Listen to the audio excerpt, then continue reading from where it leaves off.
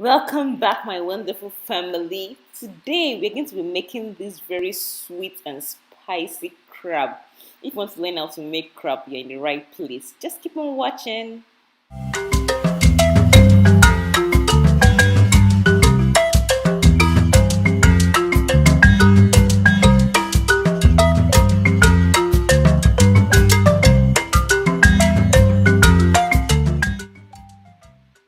So, we're going to start with steaming our crab. We need to start with, and I have some water, some salt, and some chili pepper in readiness for this crab. Don't worry, I'm just trying to boil the water a bit, and I'm adding some ginger garlic paste. Of course, to season it very well. This is going to be filled with a lot of seasoning. The smell, the aroma, oh my goodness, it was good. I added some fish seasoning. Just add any seasoning of your choice. And I'm adding my crabs right now.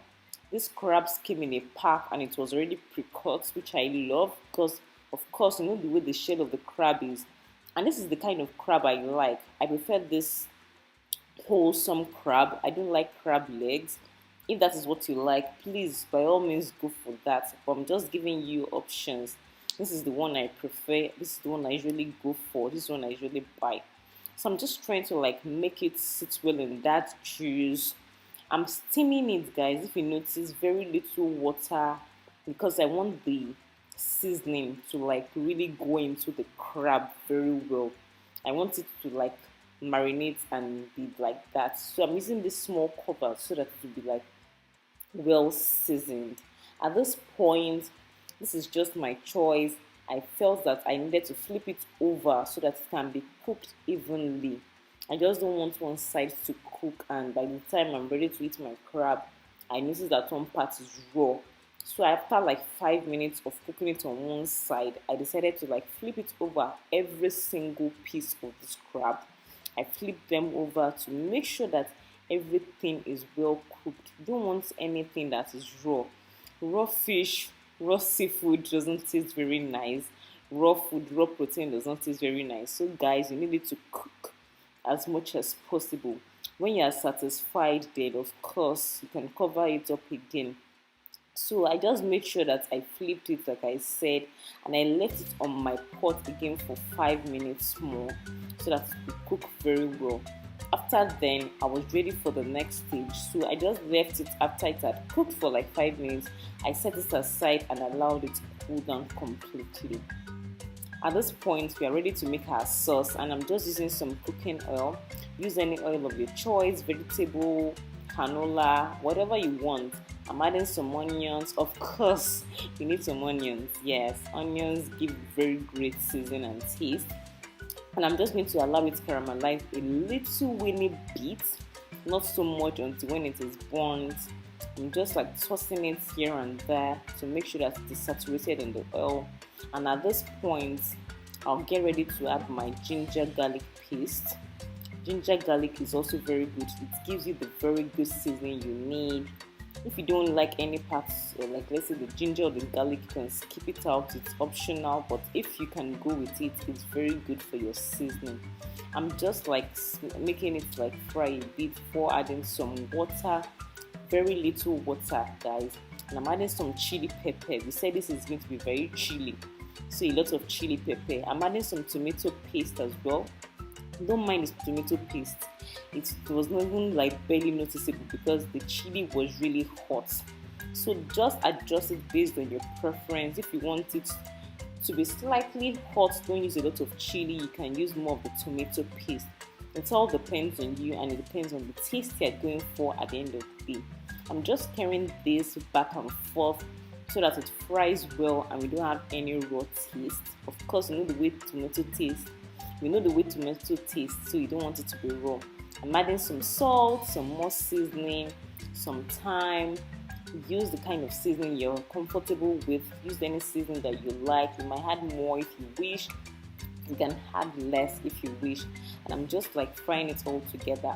Because it's sweet sauce, I added some brown sugar as well and more chili sauce, guys. This is the chili, of course, in the bottle, like the peri peri chili. And I wanted that taste, which was what I was going for. Seafood on its own can be kind of bland, so you really need to season it. I added some more brown sugar and I made this cook for under 2 minutes before adding my crabs to it. When I felt it was good, I added my crabs, and of course the crabs already cooked, so you don't make sure you don't cook this one too much at this point.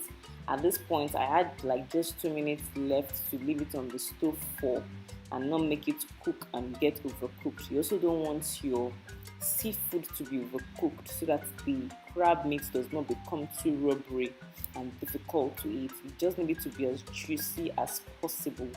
So at this point, everything was okay. I was okay with my sauce, I was okay with the crabs. I was just like trying to make sure that the sauce was well marinated on the crab. I didn't want it to be like separate. The major point of this was to make this crab cooking in this sauce, which was what I was going for at the end of the day. So when I was satisfied, I just added all my crabs. I didn't want to add it at the same time, so that I could have control over it. And when I was sure that I had gained control over some, I added the remaining. And guys, that's just it. Like, very simple, right? If you ask me, crab is very easy to cook. Whatever way you want to cook it, it depends on you. It's entirely up to you, and you enjoy it with whatever you want to enjoy it with. I'm sorry at this point I couldn't plate it properly, because we're rushing to have this for breakfast, and it was so yummy. My kids could not stop like talking about this wonderful crab sauce I made for them.